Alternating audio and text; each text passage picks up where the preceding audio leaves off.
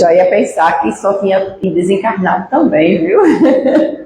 E olha, essa observação que a nossa irmã fez sobre meditar, a ideia é essa mesmo, viu? Vir para a palestra, ouvir e ir para casa como se não tivesse ouvido nada, é mesmo que água. A gente tem que ir para casa, eu gosto de sair e olhar assim na carinha de vocês e dizer assim, eita, deixei um bocado de pulguinha atrás das orelhas. O bom é isso, porque aí a gente chega em casa para refletir, para pensar, porque o propósito é esse. Não é? Quem vem à casa espírita vem em busca, antes de tudo, de esclarecimento. Porque é o esclarecimento que vai fortalecer a nossa fé, é o esclarecimento que vai conduzir a nossa jornada no caminho certo, que vai nos fazer mais felizes, porque a gente vai entender melhor, né? Então, é muito bom a gente ter essa oportunidade. Bom, trago lá do Lar de Silas, que é a casa a qual eu faço parte. Um abraço a todos vocês e agradecemos sempre o convite da nossa irmã Joânia para estarmos aqui juntos, para trazermos uma reflexão. E é um tema realmente muito difícil e muito ousado, né? Porque a gente falar do que a gente não é, do que a gente não tem, é difícil. Mas a doutrina espírita, com suas inúmeras obras, nos ajudam a entender um pouquinho sobre esse tema, para a gente poder começar a se trabalhar agora, para a gente chegar lá. Eu cheguei um pouquinho antes do horário, né? Aí fiquei ali sentadinha, assistindo o estudo, e vi quando se falou sobre a felicidade, sobre a pureza, quando a gente chegar a ser puro, não é? E a gente só vai chegar à pureza quando a gente realmente não tiver nenhuma mácula. Então, para a gente alcançar essa perfeição moral que a gente vai conversar hoje, a gente precisa começar agora. E não é dando grandes passos. É em coisinhas pequenininhas que todo mundo pode fazer no seu dia a dia. Isso é o mais bonito que a doutrina espírita mostra para a gente. Que não existe transformação mágica. Eita, eu ouvi a palestra lá no Antônio de Pádua sobre virtude e perfeição. Vou dormir hoje cheio de imperfeição, amanhã eu acordo um anjo. Não vai acordar. Vocês vão sair com as pulguinhas, né? Como eu falei, vocês vão refletir. E essas informações que a gente vai refletir hoje, esses pontos que eu selecionei para a gente conversar hoje, eles vão trazer para a gente os primeiros passos de uma jornada para a gente poder alcançar tanto as virtudes que estão ao alcance de todos nós, todos os dias, para a gente chegar nessa perfeição moral. Todo mundo quer, né? Vamos lá. Bom, gente, eu fui pesquisar, eu sempre gosto, quando a gente vai tratar de temas assim, eu sempre gosto de entender o significado da palavra. E aí eu fui atrás de virtude. O que é que a gente entende como virtude? Virtude é a qualidade do que está de conforme com o considerado correto e desejável. Veja que essa é uma definição humana, né? É uma definição, você bota lá no Google o que é virtude, vai sair essa definição. Antes a gente procurava no Aurélio. Vou entregar a idade, né? Antes era o Aurélio. A nova geração já vai no Google. E daqui a pouquinho vai ser outras, viu? A gente, o Google vai ser, coisa do passado já já. Então, veja, é a qualidade do que está em conformidade com o considerado correto e desejado. Essa é uma visão humana do que é virtude. Essa definição foi dada por uma pessoa ou por um grupo de pessoas que se reuniram para dizer o que é que significa isso. O que é que a gente vai considerar? E aí vale uma reflexão já imediata para a gente começar a botar o cérebro para funcionar. O homem, o ser humano, ele é perfeito? Não. Então, quando ele diz aqui o que está de acordo com o que é considerado correto e desejável. Será que esse correto e desejável é realmente o correto e o desejável? Porque vejam bem, quantas pessoas nós conhecemos, nada contra, tá certo? São reflexões apenas. Quantas pessoas que nós conhecemos que se submetem a incontáveis procedimentos estéticos, porque a sociedade diz que o desejável é aquilo. E eu não estou de acordo com aquilo considerado desejável. Então, para que eu tenha aquilo, eu me submeto a tanta coisa. E às vezes a gente nem precisa. É somente a coisa da cabeça.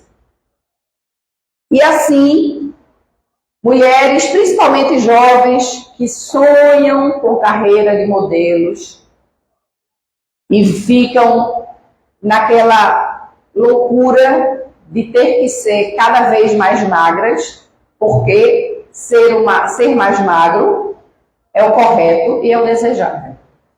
Então, nessa questão, a gente tem que começar a questionar verdadeiramente o que é o correto e o que é o desejável.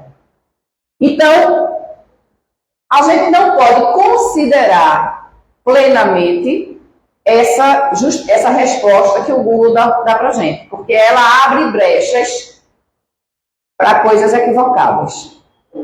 Então, eu fui lá no Evangelho segundo o Espiritismo, no capítulo 17, no item 8, que fala sobre virtude, e tem um trechinho que diz assim: a virtude, em seu mais alto grau, comporta o conjunto de todas as qualidades essenciais que constituem o homem de bem. Vejam só, a virtude, no seu mais alto grau, é o conjunto das qualidades que constituem o homem de bem. Aí a gente tem que parar e dizer assim, o que é o homem de bem? Porque é aquela história, né? A gente, quando estuda a doutrina, eu tenho uma amiga que eu morro de rir com ela, a gente está fazendo estudo das obras de Joana de Ângeles, né? Da série psicológica dela lá do Lar de Silas. E ela diz assim, amiga, eu tenho uma dificuldade danada de estudar sozinha essa obra. Porque eu começo a ler aqui, aí uma coisa aqui me lembra uma coisa do outro capítulo, aí eu volto tudinho. Eu não avanço na obra, porque quando eu começo a andar umas páginas, eu volto lá para trás para poder reler e fazer os links. E é assim mesmo. Para a gente estudar a doutrina espírita, uma coisa puxa a outra, porque está tudo interligado. Então a gente precisa entender o homem de bem. O que é que fala a doutrina espírita sobre o homem de bem? E aí, para ser um homem de bem, para ser um homem virtuoso, dentre outras características, ele precisa ter bondade, caridade, ele precisa trabalhar. Falávamos agora de aposentadoria, né? Ele precisa trabalhar. E tem um ditado que eu escuto desde a minha adolescência, que eu achei maravilhoso, sempre trouxe comigo, que é jacaré parado vira bolsa. Né? Se ele ficar paradinho ali, sem fazer nada, vem um esperto, captura e transforma em várias ou lindas bolsas. Né? Então a gente precisa trabalhar. Ele precisa ter moderação, precisa ter modéstia, entre outras coisas. Isso está tudo no Evangelho. E aí, não satisfeita, eu fui para o Livro dos Espíritos. Porque no Livro dos Espíritos, na questão 893, Kardec perguntou assim, qual é a mais meritória de todas as virtudes? Será que tem uma virtude mais meritória? Será que existe aquela virtude? Aí olha só o que o Espírito de Verdade respondeu para Kardec. Todas as virtudes têm seu mérito, porque todas indicam progresso na senda do bem.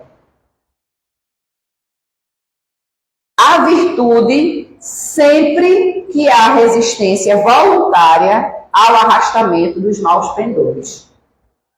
Então, todas as vezes que eu me recusar conscientemente, voluntariamente, a cometer um engano, a fazer algo errado, eu estou conquistando uma virtude. Por isso que no começo da nossa conversa, eu disse que todos os dias a gente pode conquistar uma virtude. Ou muitas. Né?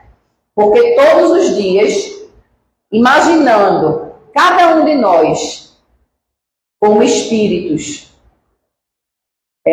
imortais, num grau ainda de imperfeição, porque a gente carrega ainda muita imperfeição, muitas tendências negativas, mais inclinações, não é? Então, se a gente parar para avaliar, a gente tem aí muita conquista ainda para frente, muita virtude a conquistar. E todo dia, se eu trabalhar um pouquinho, eu vou conquistando todo dia uma nova virtude. Mas não parou por aí não, viu? O Espírito de Verdade ainda disse assim, porém, ele falou que a virtude, todas elas têm o seu mérito, né? Porque mostram um esforço no caminho do bem. E vale lembrar também outra questão do Livro dos Espíritos, quando pergunta-se, aliás, tem até no Evangelho, quando se fala assim, como se entende o bom espírita? E aí eu posso colocar o bom cristão. É aquele que se esforça para se melhorar e para domar as suas más inclinações. Isso está ali na obra de Kardec. E o Espírito de Verdade, ele novamente assegura isso quando ele diz: todas as virtudes têm seu mérito, porque todas indicam progresso na senda do bem. E tem cada vez que eu me esforçar e que eu trabalhar no bem, verdadeiramente, conscientemente, não com o intuito de retribuição, eu vou fazer isso para ganhar uma virtudezinha, né? Sem esse pensamento, toda vez que eu fizer o bem, somente pelo desejo de fazer o bem, eu vou estar conquistando uma virtude. Então vejam, outro dia uma pessoa me disse uma coisa que eu achei fantástica. Até para a pessoa que é extremamente egoísta, que só pensa nela, trabalhar no bem é o caminho. Veja, se trabalhando no bem eu conquisto virtudes, e se eu só estou preocupado comigo, eu vou trabalhar mais no bem para poder conquistar mais. Não é? Não faz sentido?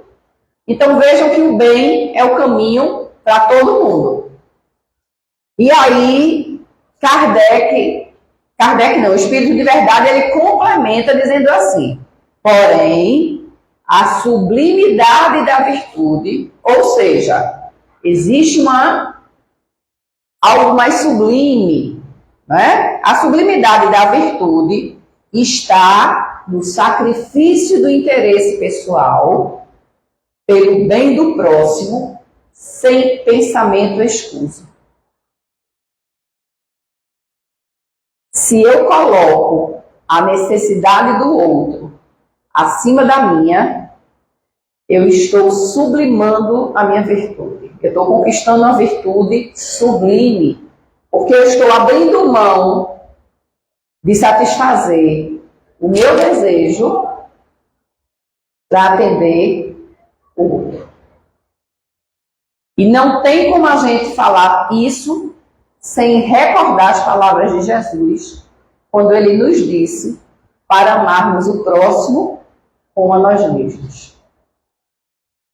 E quando a gente pergunta como é que eu devo agir com o meu irmão, se coloque no lugar dele. Se você vai tomar uma atitude e vai fazer alguma coisa, e você está em dúvida se deve fazer, se coloque no lugar do outro. Se fosse o contrário, se fosse alguém fazendo aquilo com você, como é que você se sentiria? Se você ficar feliz com aquilo, se lhe trouxer bem-estar, faça. Mas se de alguma maneira você se sentir incomodado, acenda a luz amarela e reflita na sua decisão. Porque as virtudes, elas estão ao alcance de todos nós. Deus, quando nos criou simples e ignorantes. Nos fez a imagem e perfeição dele. Como a gente ainda tem uma ideia muito equivocada e muito distante de Deus, a gente não tem, gente, por mais que a gente tente, a gente não consegue nem imaginar Deus. Aí o que é que a gente fez? A gente inverteu a história. Eu fui criada à imagem e perfeição de Deus. Então, Deus castiga, Deus pune, eu tenho que ter medo de Deus, porque quem castiga e pune somos nós. Como a gente não alcança a grandeza de Deus, a gente fez Deus a nossa imagem e semelhança. Mas um dia, nós poderemos entender Deus. Nós iremos estar mais próximos de Deus e nós diremos como Jesus nos disse, eu e o Pai somos um. Porque à medida que a gente se trabalha e que a gente progride, vamos eliminando as nossas arestas negativas, as nossas imperfeições e vamos adquirindo as virtudes necessárias para alcançarmos essa perfeição moral. E quanto mais perfeitos, quanto mais a gente avança nessa busca de perfeição, mais próximos de Deus a gente fica. Então isso é a melhor notícia. Nenhum de nós está condenado ao sofrimento eterno, à dor eterna. A gente sofre, a gente sente a dor por uma necessidade nossa e muitas vezes é uma coisa muito pequena, muito passageira. É só para a gente despertar, tirar a gente da nossa zona de acomodação, da nossa zona de conforto. E eu ouvi outro dia que zona de conforto é a palavra mais bonita hoje para se falar de preguiça. Né? E falando de preguiça, eu escutei também um vídeo, assisti ao vídeo, preparando um seminário que eu fiz agora há pouco tempo, agora nesse mês, sobre Deus. Eu assisti um vídeo e o vídeo dizia que houve uma reunião de várias falanges de espíritos equivocados, ligados ainda às sombras, no intuito de traçarem metas para prejudicar a doutrina espírita. A gente sabe que o espiritismo ele está em constante ataque pela lucidez e pelo esclarecimento que ele traz a todos. E aí esses irmãos se reuniram. Tinha em média 10 a 12 falanges, cada falange com um representante, e havia vamos dizer assim, um chefe, né? Uma pessoa, um organizador do encontro. E aí ele deu a palavra a cada um, e antes de dar a palavra a cada falange, ele disse assim, é preciso que a gente entenda que a melhor forma de atacar o espiritismo é atacando o espírita. Porque atacando o trabalhador, enfraquece a obra. Não é? E aí, ele foi dando a palavra a cada um. O representante da falange da inveja disse assim, é fácil. A gente entra na casa espírita, chega no ouvido de um espírita e diz assim, olha, fulana disse que o trabalho de fulano foi fantástico. Ninguém elogia o teu. Começa a jogar a invejazinha naqueles pensamentos, como você falou no estudo, que estão invigilantes, que estão com a vibração, não é? Baixa. Aí a pessoa vai lá, capta. Eita, fulano nem merecia. Mas aí o chefe da reunião, né, o representante, o organizador diz assim, mas isso a gente já faz. Ou não faz na casa espírita? Faz. Aí outro representante de outra falange, dessa vez a falange da vaidade, ele disse assim, nada, o caminho é encher os trabalhadores de vaidade. É dizer que só o trabalho dele que funciona, só o trabalho dele que é bom, que ninguém consegue fazer igual a ele.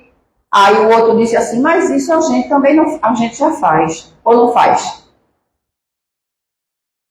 E aí ele foi dando, né, a palavra a cada um. A última falange, prestem atenção, foi a falange da preguiça.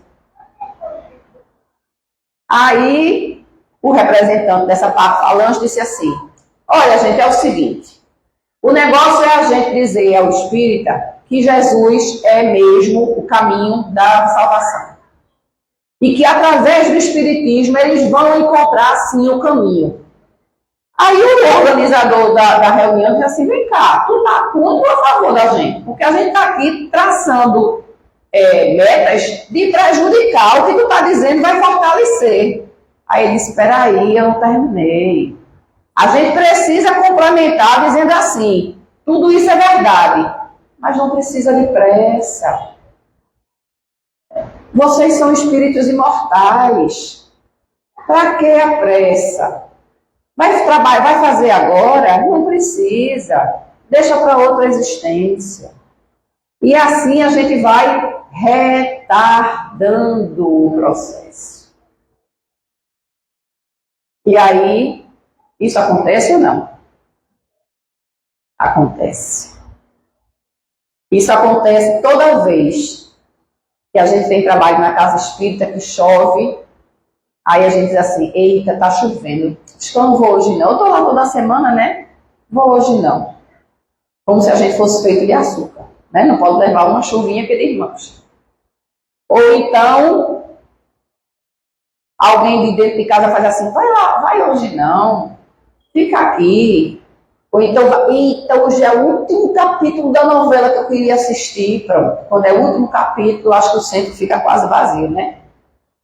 Porque a gente cede muito fácil. E a nossa força de vontade vem justamente, como a gente falou no início, do esclarecimento.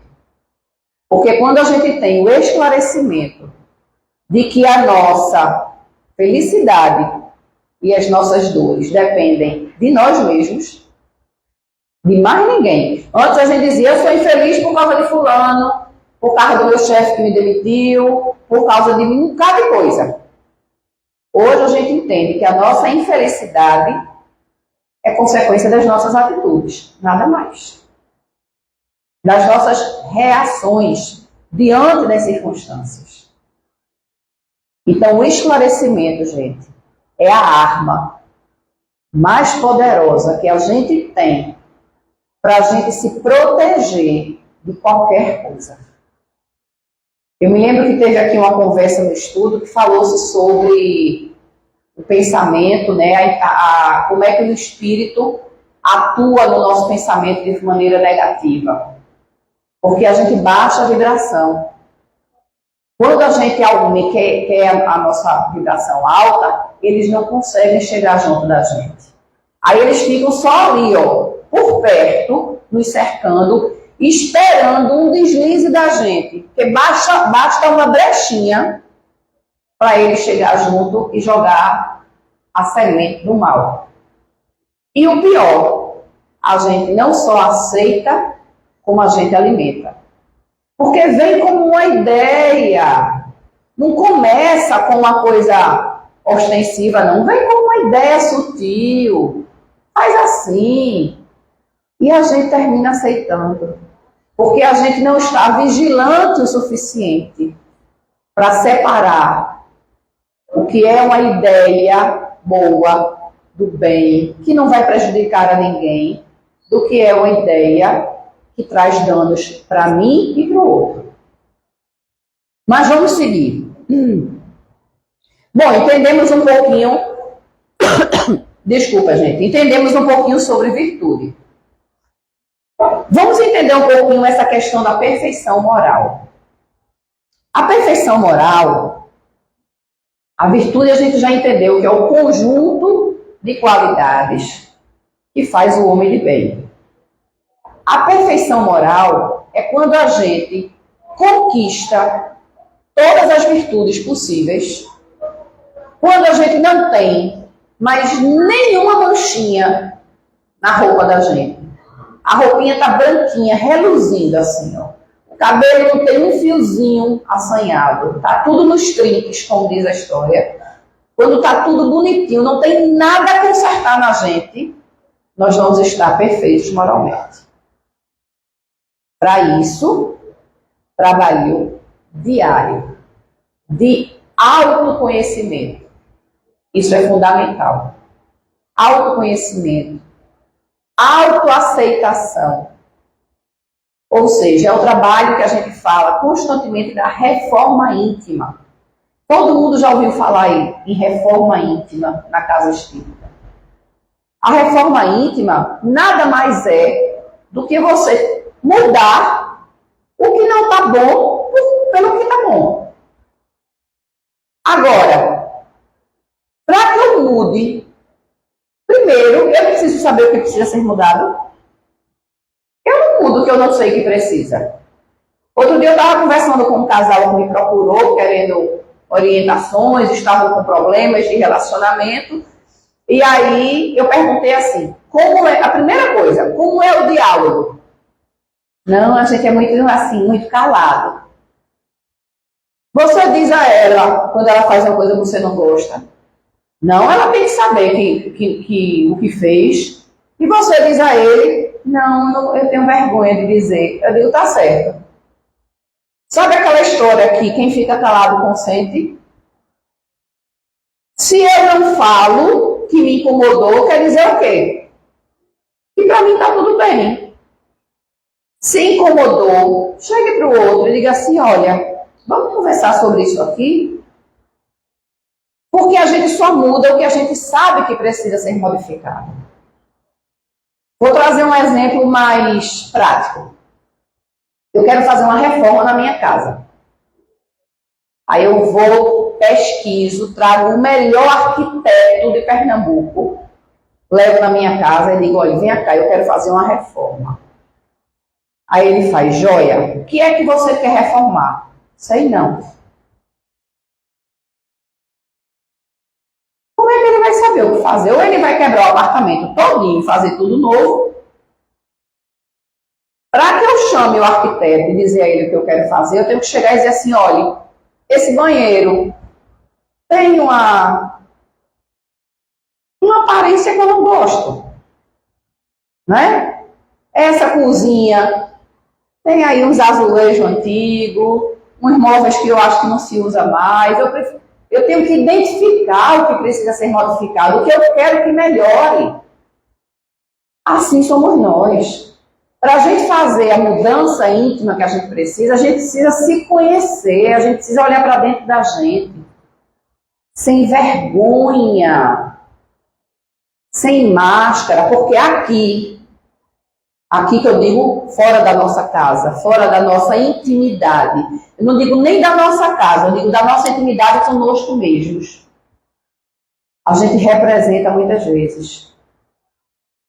A gente usa um personagem para ser agradável ao outro. Porque a sociedade exige, porque o ambiente exige, porque o trabalho impõe. Eu duvido uma pessoa que gosta de falar alto, de gritar, não sei o quê, chega aqui gritando. Chega? Não, porque não condiz. Mas ela é assim, ela gosta de falar alto gritando. Mas aqui ela entende que não é ambiente para isso. Mas muitas vezes a gente age com disfarces, na maioria das vezes. Inclusive com a gente mesmo, porque é tão difícil a gente reconhecer em nós aqueles, eu vou usar uma palavra que eu não gosto, mas é mais fácil de entender, aqueles defeitos que a gente identifica no outro. Aí quando eu resolvo fazer uma autoavaliação, eu vejo que aquele mesmo defeito eu tenho. Isso dói. Porque, poxa vida, se aquilo me incomoda tanto no outro, Quantas pessoas eu já devo ter incomodado do mesmo jeito? Então, a gente foge da realidade. A gente se engana, como até um meio falso também, ilusório, de se proteger. Para que eu não sinta a dor do reconhecimento, eu finjo que eu não vejo. É mais fácil. Só que aquilo que eu finjo que não vejo, continua ali. Não vai deixar de estar ali, porque se eu não trabalhar aquilo, e como é que eu vou trabalhar se eu estou ignorando, se eu estou sendo indiferente àquilo? Então é fundamental que a gente se olhe como nós verdadeiramente somos. Eu sou invejosa, eu sou fofoqueira. E aí eu saio trazendo todas as minhas más inclinações e começar a trabalhar isso devagarzinho. Hoje, sabe o lema do AA? Só por hoje. Hoje eu não vou responder a uma ofensa que eu recebi. E aí, no dia que vocês decidirem isso, pode ter certeza, a vida vai mandar um monte de ofensa, porque é o teste. Não pensem que vai ser só aquela provinha teórica, não. Vai vir o teste. E aí, por mais que a gente tenha vontade de responder, a gente morde a língua, enche a boca d'água, faz o que for, mas não responde. Olha, hoje eu consegui não responder. Amanhã eu vou tentar de novo. E à medida que a gente vai fazendo, vai ficando mais fácil. Porque a gente vai se fortalecendo justamente no entendimento do que a gente precisa fazer. Agora, quando a gente identifica esse processo das nossas imperfeições, das nossas fragilidades ainda, vem essa questão do mal-estar, né? Poxa, eu vou tanto na casa espírita, eu ouço tanto evangelho, eu leio, faço evangelho lá, eu ainda tenho tudo isso, temos. Vejam que eu botei temos. Todos nós. Nenhum de nós é diferente um do outro. Somos diferentes nas nossas necessidades. Mas na nossa situação evolutiva, estamos aqui todos na mesma tempestade, vamos dizer assim, né? No mesmo mar. Então, nós temos. E aí vem a autoaceitação. Eu preciso aceitar. Depois que eu identifico esses enganos, essas imperfeições, eu preciso aceitar que eu tenho. Para que eu não entre nessa história de me fazer de coitadinho, para que eu não fique me sentindo o último dos mortais. Eu não tenho jeito, nada vai me ajudar, nada vai resolver minha vida. Todo dia nós temos infinitas possibilidades de recomeçar. Lembra da mensagem que Chico Xavier nos trazia? Eu não posso voltar atrás e começar de novo.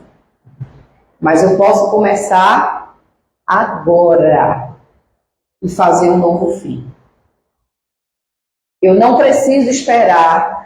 Eu preciso melhorar nisso. Segunda-feira eu começo. Ou então mês que vem. Ou então, a gente já está praticamente em agosto. Tem só 4 meses para o ano acabar. Vou deixar para janeiro, que é a virada do ano. Né? No final do ano a gente faz aquela lista de promessas que a gente não cumpre, vai sempre se acumulando de um ano para o outro, então vou deixar para o ano que vem. Eu não preciso de nada disso, eu posso mudar agora. São 8h34 da noite. Às 8h34 eu decidi que eu quero mudar isso. E eu tenho a possibilidade de começar o processo de mudança. Isso, gente, é uma bênção nós termos essa informação.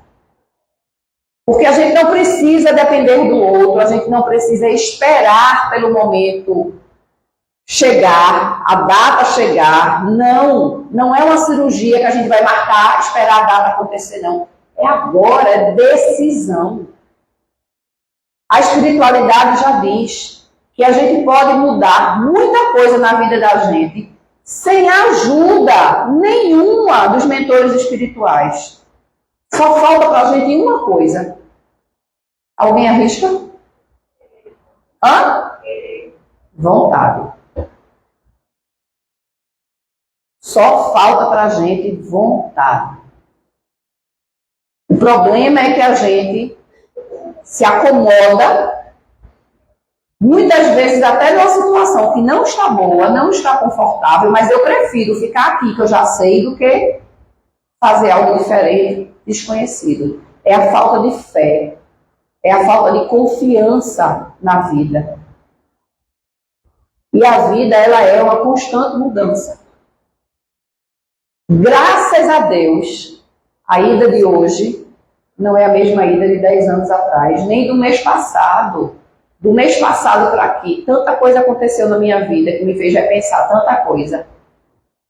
E cada reflexão dessa nos leva a uma consciência de querer mudar. Fortalece o nosso compromisso, não é com Deus não, é comigo mesmo. Porque Deus está muito acima de tudo isso. Ou vocês acham mesmo que eu preciso pedir perdão a Deus porque o que eu faço incomoda Deus? O que eu faço traz prejuízo para mim. Deus, antes de eu pensar no erro, Deus já sabe que eu vou pensar e que eu vou errar. Porque Ele é onisciente. Ele sabe de tudo.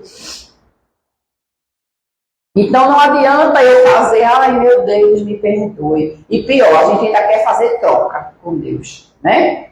Olha, Senhor, se o Senhor me perdoar e me der outra chance, eu passo 1 ano sem comer pão.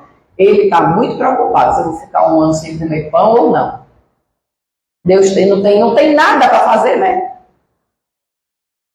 Gente, a responsabilidade é nossa. Eu quero ser feliz, eu tenho que trabalhar. Já foi a época em que as nossas orações eram assim: Jesus, eu quero isso, quero aquilo outro, resolve aí. A gente fazia de Jesus um servo da gente, somos nós que temos que servir o Mestre. E ainda hoje, se a gente for bem honesto, as nossas orações ainda tem muito pedido que não deveriam. A gente já tem muito mais do que a gente merece. E aí eu lembro de um amigo querido que já partiu para a espiritualidade, quando ele dizia, toda vez que eu encontrava com ele, eu dizia, tu tá bem? Ele dizia, melhor do que mereço. Sempre ele me respondia assim, melhor do que mereço. Era a consciência do tanto que ainda precisava melhorar e da gratidão por já ter alcançado tanta coisa. E a gente fica fugindo, adiando o nosso processo. Por quê? Porque a gente cede à preguiça. Para quê agora? Deixa para depois. Tem tanto tempo pela frente. Aí vamos parar e pensar assim. Há quanto tempo a gente já vem se arrastando? Vamos inverter, né? Não é quanto tempo mais eu posso me arrastar. Há quanto tempo eu já me arrasto? Não é hora já de começar a me erguer, caminhar com as minhas próprias pernas? Diminuir, colaborar com o alto, porque olha só, apesar de tudo isso, a espiritualidade trabalha incessantemente a nosso favor. Nós não fazemos ideia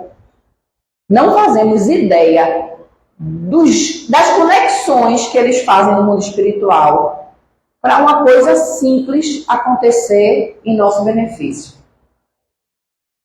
E a gente é muito ingrato. Porque a gente termina, enquanto uma pessoa faz bom dia, que bom dia, coisa nenhuma, hoje eu acordei, aí começa a chorar o rosário, né? Nós somos muito ingratos. A assistência, ela é constante. E à medida que ela percebe que a gente está fazendo a nossa parte, o nosso esforço para conseguir superar as nossas imperfeições e nos melhorarmos, a ajuda triplica a nosso favor. Lembram do Evangelho? Faz a tua parte que o céu te ajudará. Não é o céu vai resolver por você. Jesus, quando esteve conosco, Jesus disse assim: toma a tua cruz e me segue. Ele podia ter dito assim: pega a tua cruz, bota aqui, ó, porque eu sou Jesus, sou o governador desse planeta e eu carrego todas as cruzes ao mesmo tempo. Ou vocês acham que ele não teria condições de carregar? Carregaria todas facilmente. E por que ele não fez? O que é que a gente ia aprender com o outro carregando a nossa cruz? Eu me lembro que no estudo alguém falou também, né, do pai que, deixa eu ver se eu me lembro, do pai que permite que o filho sofra e não sei o quê. Por que é que o pai não faz por mim, não resolveu? Não era o pai, era o anjo da guarda, não era? O rapaz falou que o anjo da guarda não está cuidando de mim. Ele está e muito. Ele só não pode resolver por a gente. Porque as dívidas que a gente contraiu, só quem pode pagar somos nós. Só quem pode reparar os nossos erros somos nós. Seria muito fácil eu virar para minha mãe e dizer assim: ó, vai lá e resolve por mim. Isso fui eu que fiz, mas tu é minha mãe, representante legal, vai lá e resolve. Era bom, né? Não é assim que funciona, não. O melhor caminho que a gente tem, deixa eu olhar o relógio, o melhor caminho que nós temos para alcançar essa perfeição moral, a qual todos nós estamos destinados. Isso é muito importante, a gente ter essa consciência. Eu não sei se eu já comentei aqui com vocês, certa vez eu estava numa palestra, numa casa lá em Olinda. Eu não me lembro qual era o assunto que a gente estava tratando, mas num determinado momento uma pessoa da assistência levantou a mão. Aí eu disse: pois não, pode falar. Aí ele disse assim: Ida, estamos todos condenados. A palavra que ele usou foi essa: estamos todos condenados. Forte, né? Aí eu parei, meu anjinho de guarda, né, disse assim: ó, vem cá, reflita. Aí eu dei um sorriso e disse assim: o senhor está certo. Vocês não imaginam. Vocês já viram um desenho animado? Sabe daquela parte do desenho animado, quando o boneco vê uma coisa que o olho cresce assim, fica maior do que a cabeça? Pronto. Quando eu disse: o senhor está certo, os olhos do homem quase engolem o rosto. Ele não esperava que eu respondesse isso. Aí eu disse assim: o senhor está certo. Porém, não é exatamente assim. Primeiro, condenação é uma palavra muito forte. Então vamos trocar condenação por destinação. Nós estamos sim, todos destinados. E não é o sofrimento, é a felicidade. Porque Deus não criou ninguém para sofrer. Se nós sofremos, é porque a gente quis andar pelos caminhos que não devíamos, assumimos compromissos e as consequências foi o que a nossa irmã disse. Se eu plantar roseira, eu vou colher o quê? Rosa. Se eu plantar cacto, eu vou colher o quê? Cacto. Eu não planto um pé de manga para colher morango. Planto a natureza. Isso é impossível. Foge às leis naturais. Então, é o que tem que ser. Então, qual é o melhor caminho para a gente alcançar essa perfeição moral? Enfrentar as provas com coragem e confiança. Todos nós, gente, temos as nossas provas, temos as nossas dores, os desafios que batem na porta da gente. Aí a gente olha para a grama do vizinho e diz assim: ó, para ali, que graminha verdinha, Que vida fácil? Ninguém tem vida fácil. Ninguém. Um tem problema de relacionamento, o outro no trabalho, o outro financeiro, o outro de depressão. E assim vai. Todos nós temos as nossas provas, os nossos desafios. E a gente precisa encarar isso com coragem e confiança, tendo a certeza absoluta de que nós não estamos sozinhos nessa luta. Junto das nossas mãos, tem inúmeras outras que a gente não enxerga, mas que se unem a gente na luta para nos ajudar. Então, enfrentar as nossas provas com coragem e confiança. Buscando no autoconhecimento a identificação das nossas imperfeições para a devida mudança de comportamento. Foi o que a gente conversou um pouquinho antes, ou seja, fazer a reforma íntima, não é? Não existe reforma íntima sem amor, é o principal. E aí, quando a gente fala de amor, aí o amor já engloba caridade, já engloba perdão, tolerância, paciência, resignação, indulgência, e aí vai, né? Porque quem ama não perdoa? Perdoa. O filho faz pinta e borda com a gente. Oh, bichinho. É porque está aperreado com o trabalho. É o amor, né? Eu me lembro da minha adolescência que a gente dizia assim, o amor é cego e embobece. É mais ou menos assim, não é? E a gente não pode esquecer da importância da caridade nesse processo. Quando a gente busca uma consulta numa casa espírita, que nós estamos com alguma companhia indesejável, ou a gente precisa, ou o nosso problema, às vezes, a gente joga tudo na culpa dos obsessores. Olha, chega na casa espírita, olha, eu devo estar com um obsessor, ou então com vários, porque olha, nada está dando certo. Aí quando vai ver, não tem nada de obsessor. Aliás, às vezes até tem, porque a energia da gente vai atraindo, né, as companhias. Mas é o nosso comportamento. É a nossa intransigência, a nossa arrogância, que faz com que as coisas não aconteçam. E a nossa mania de querer que as coisas sejam como a gente quer. E as coisas são diferentes, as coisas são como elas precisam ser para nos ajudar a progredir. E aí a gente termina jogando a culpa no pobre dos obsessores. A caridade, ela é conhecida como o amor em movimento. Quando a gente entra no tratamento, geralmente, o orientador espiritual coloca a pessoa para fazer uma atividade voluntária. Vai trabalhar na sopa, vai fazer campanha do quilo. Por quê? Para estar em contato direto com o bem, para fazer o bem, porque quando a gente trabalha com o bem, a gente muda a nossa energia. E eu vou dizer uma coisa a vocês, a gente pode começar a trabalhar com o bem, até sem vontade. Aí eu vou porque eu tenho que ir. Vai de má vontade, de cara feia, mas vá, porque o bem contagia. No outro dia, você está com vontade de fazer o bem, mas você não quer dar o braço a torcer, né? Porque o orgulho é maior. Aí faz, eu não queria ir não, viu? Mas vou, porque faz parte do tratamento.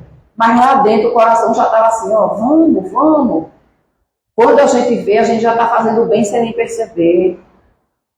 Porque tudo isso é prática, é exercício. Quanto mais a gente faz, mais se torna automático na gente. É por isso que é tão difícil a gente mudar dos nossos erros. Porque a gente faz tanto repetitivamente que a gente faz de forma automática. Então, às vezes eu faço sem nem me dar conta. E aí, falando de caridade, falando do bem, eu trouxe uma fábula para vocês, ainda dá tempo de eu falar da fábula, que fala sobre a caridade. É a fábula do céu e do inferno. Diz que um homem virou para o seu anjo da guarda e disse assim: eu queria conhecer, eu sei que eu já estou mais para lá do que para cá, eu queria conhecer o céu e o inferno antes de chegar o meu dia de partir. Aí o anjo da guarda disse: tá certo, vamos. Entraram no elevador, subiram, ele já estranhou, porque ele disse: céu e inferno subindo, vamos subir. Subiram, quando a porta abriu, tinha duas portas assim, uma do lado da outra. Uma da esquerda estava escrito céu, a outra inferno, as portas fechadas. Aí o anjo da guarda disse: vá lá e abra a porta do inferno. Aí ele foi, abriu a porta, olhou. Quando ele abriu a porta, tinha um grande salão. Vejam a imagem, viu? Um grande salão. Uma mesa redonda enorme.